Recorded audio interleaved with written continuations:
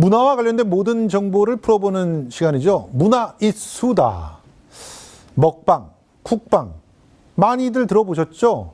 보시는 분들도 꽤 있는 걸로 알고 있는데 이 먹는 모습을 보는 것만으로도 행복하다, 또 재밌다, 일상에 힐링이 된다 이런 반응이 이어지면서 각양각색의 먹방이 만들어지고 또 진화해 왔습니다.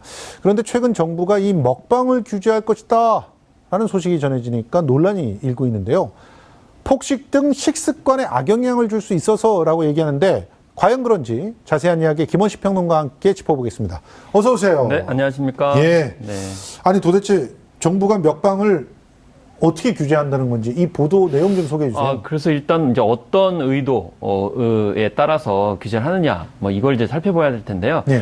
국가 비만 관리 계획입니다. 경제개발 계획 5개년 계획이 아니고 예. 비만 관리 계획을 5개년 이제 세워가지고 추진하겠다 이렇게 밝힌 거예요. 근데 예. 총대를 맨 것은 이제 복지부에서 했고요. 나머지 관련 이제 정부 부처에서 한다는 건데 예. 여기 보시면 이 건강한 식품 선택 환경 조성을 위해서 여기 폭식 조장 미디어라고 돼 있습니다. 예. TV, 인터넷 방송 등을 포함하고 또 광고에 대한 가이드라인을 개발하고 또 나중에 모니터링 체계도 구축할 계획이다. 당장 19년부터 하겠다라고 밝혔습니다. 특히 여기서 보시면 폭식 조장 미디어라는 단어 때문에 굉장히 논란을 일으키고 있습니다. 여기에 보시면 뭐 TV나 인터넷 방송 모두 포함하겠다 이렇게 이제 밝히고 있는 거죠. 예, 그러니까 이 폭식 조장 미디어라는 표현에 담겨 있는 속뜻을 보면 누군가 그 앞에서 폭식을 막 하는 걸 보여주면 네. 따라서 폭식을 한다는 그런 논리잖아요. 일단 그렇고요. 무엇보다도 이제 이 폭식의 기준이 뭐냐라는 거죠.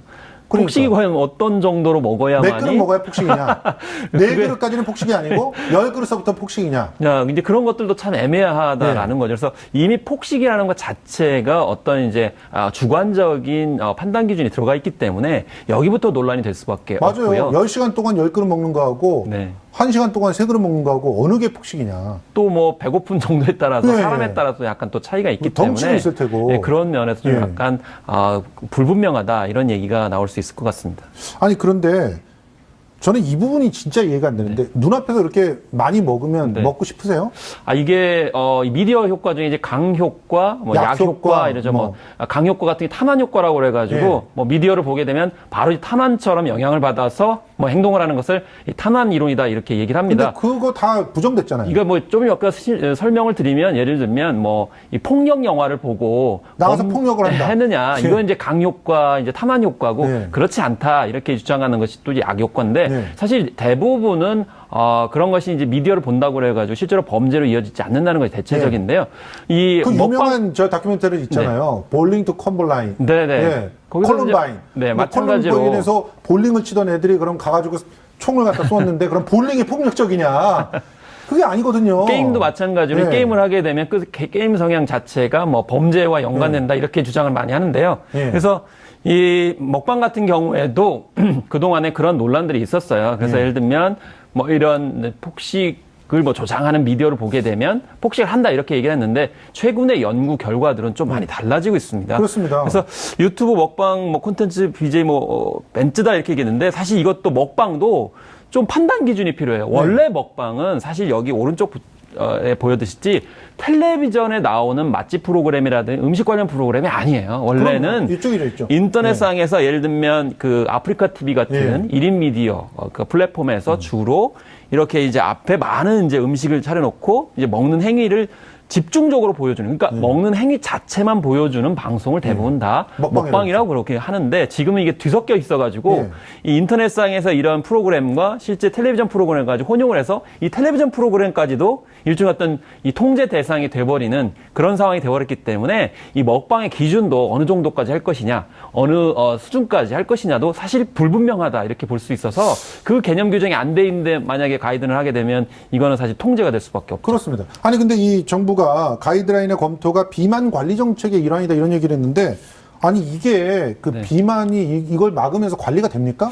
아니 일단은 뭐 비만이 심각한 건 사실이긴 그렇죠. 하죠. 그래서 예를 들면 여기서 보시면 이제 우리나라가 2016년에 34.8%였어요. 성인 비만율이. 그런데 이것이 이제 좀 더 증가를 해가지고 이제 앞으로 계속 이제 증가한다는 거죠. 2022년까지 되면 예. 뭐 41%까지 올라간다는 거예요. 예. 그렇게 되면 지금 현재 2006년에 이 비만으로 인해서 좀 소요되는 그 감당 사회적 비용이 뭐 4조 8천억 원 된다. 예. 그래서 2015년에는 이제 그게 증가해가 2배로 뭐 이제 9조 2천억 원 정도 된다. 이렇게 얘기를 하고 있는 거거든요. 예. 그래서 뭐 국가에서 얘기하는 거는 비만이 되게 되면 건강이 나빠지고 그에 따라서 국가에서 예산을 들여가지고 의료 비용을 감당을 해야 되기 때문에 이 예산을 좀 낭비하고 또 국민의 건강을 지키기 위해서는 뭐 비만을 줄여야 되는데 중요한 것은 왜 많은 분들이 얘기하는 것은 예. 먹방을 규제한다고 그래가지고 과연 이 비만율이 떨어지겠느냐, 예. 심지어 거꾸로 먹방 때문에 국민 비만율이 올랐느냐 예. 이렇게 얘기를 하는 것이고요.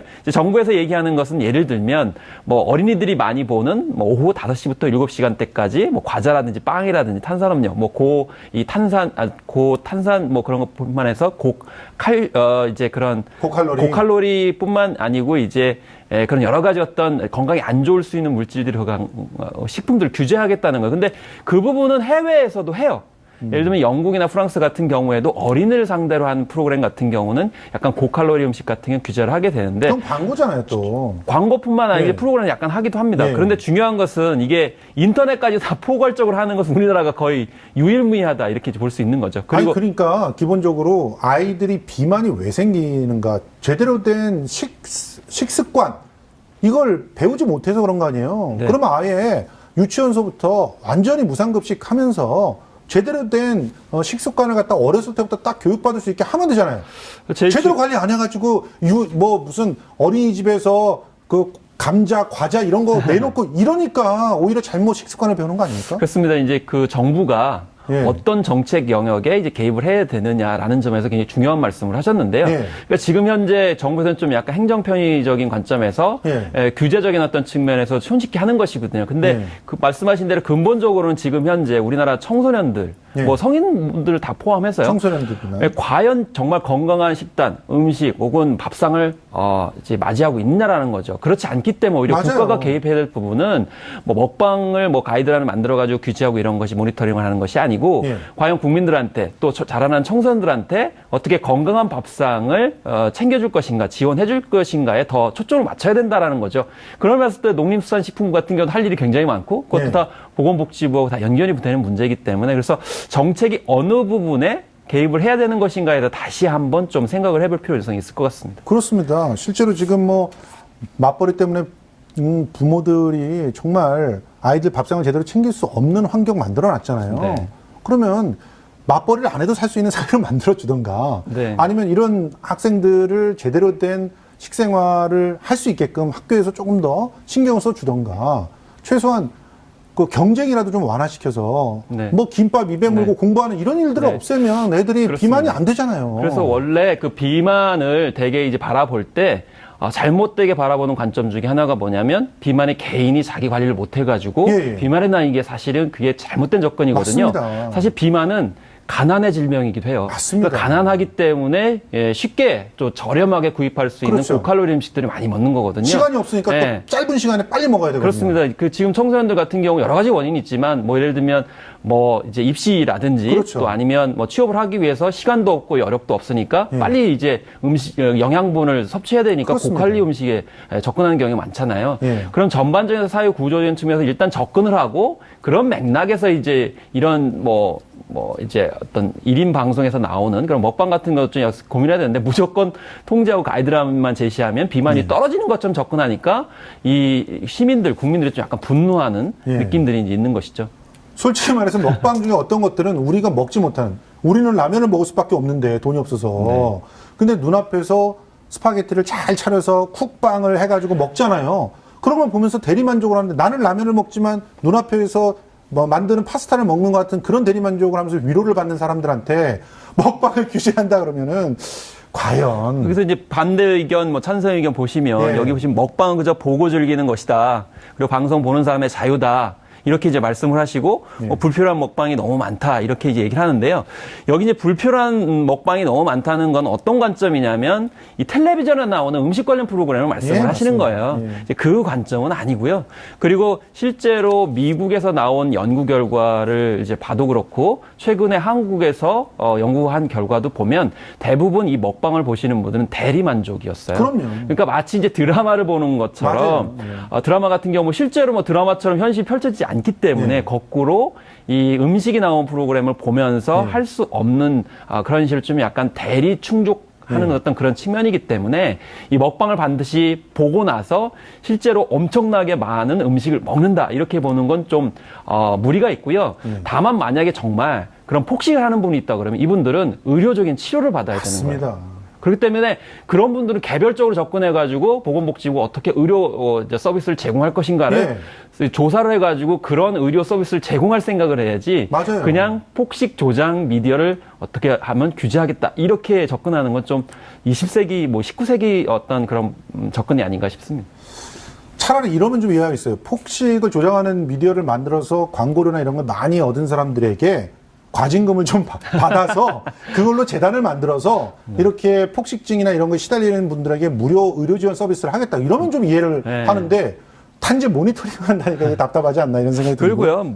사실은 뭐 푸드폰으로 문제가 좀 있긴 있어요. 그러니까 너무 방송 프로그램을 쉽게 만드는 어떤 그런 것들이 있거든요. 알겠습니다. 근데 그런 것 같은 경우는 자율적으로 업계에서 한다든지 아니면 뭐 비평가들이나 아니면 모니터 단체 자율적으로 토론해야지 국가가 개입할 영역은 좀 약간 자제할 필요성이 있다고 생각이 듭니다. 네, 오늘도 김원식 평론가와 함께했습니다. 고맙습니다. 네, 감사합니다.